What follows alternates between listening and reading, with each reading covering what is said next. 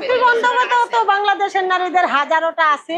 কুশি কাটার আমি পায়ের জুতা থেকে মাথার টুপি পর্যন্ত যা যা লাগে আমি সব বানাই। হোলসেল বিক্রি করতেছি এবং নগদ উপার্জন করতেছি এবং মানসিক সঙ্গ পাইতেছি। এখন আমি গত বছর 1 বছর আমি 10 লক্ষ টাকা বের করছি। আমি স্কুল টিচার ছিলাম প্রথমে। তো যখন ভাবলাম যে আমার 2টা সন্তান, প্রথম মেয়ে যখন বড় হইলো একটু স্কুলের সময় হইলো, ভাবলাম ওকে একটা ভালো স্কুলে দিতে হবে। যখন ভালো স্কুলের চিন্তা ভাবনা করলাম তখন দেখি সময় দিতে পারি না। তারপর কি করলাম, ওই স্কুল দিয়ে ওকে স্কুলে ভর্তি করে দিয়ে নিজে নিজে কিছু কাজ করার চেষ্টা করলাম। এই কাজটা আমি বিয়ের আগে থেকে জানতাম। অন্যান্য মেয়েদের দেখছি গ্রামে করতে, আমি কখনো করি নাই, কিন্তু আমার উৎসাহ ছিল কিছু করবো। প্রতিবন্ধকতা তো বাংলাদেশের নারীদের হাজারোটা আছে। ঘর, রান্না বান্না, স্বামী সন্তান সবকিছু কন্ট্রোল করে বের হতে হয়। তারপরে আবার যদি জয়েন্ট ফ্যামিলি থাকে, বড় ফ্যামিলি, সেখানে এত প্রতিবন্ধকতা শেষই নাই। সেটাও আমি ফেস করছি। নিজের মেয়েকে সময় মতো খাওয়ানো, পড়ানো, স্কুলে যে সময়টা, আবার স্বামীর সবকিছু রেডি। এদেরকে সংসারের অভাব, কিন্তু স্বামী বুঝতে চায় না যে আমি কষ্ট করে কাজ করতেছি। এটা কখনোই না, 80% স্বামী বুঝে না এটা। সেটা আমার বেলায় হয়েছে।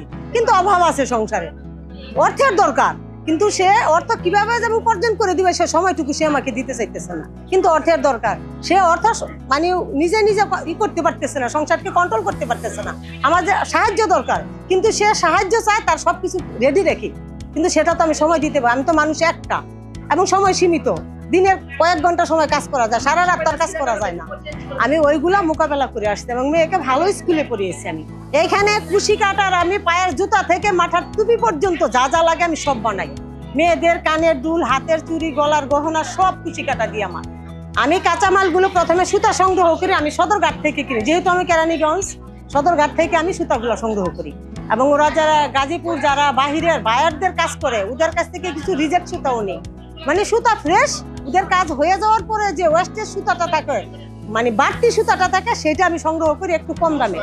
আমার আন্ডারে নিয়মিত 20 জন।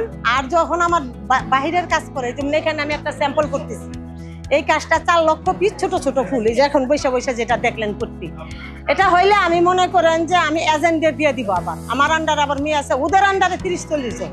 হ্যাঁ হ্যাঁ হ্যাঁ হ্যাঁ হ্যাঁ, সেটা আমি সরাসরি না, কারণ আমি সময় এইভাবে দিতে পারি না। কোরিয়া গেছে, দক্ষিণ কোরিয়া গেছে মাল।